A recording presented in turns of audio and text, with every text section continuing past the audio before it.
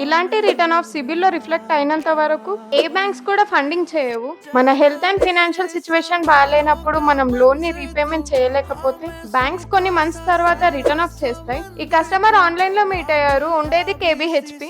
Sir విప్రోలో HR manager గా work చేస్తున్నారు. Return of ఉండడం వల్ల సిబిల్ 650కి పడిపోయింది. ఈ కస్టమర్ 2022లో విఫీ ఫైనాన్స్ లో 60,000 వరకు పర్సనల్ లోన్ తీసుకున్నారు. ఎలాంటి రీపేమెంట్ చేయకపోవడం వల్ల బ్యాంక్స్ 2023లో రిటర్న్ ఆఫ్ చేశారు.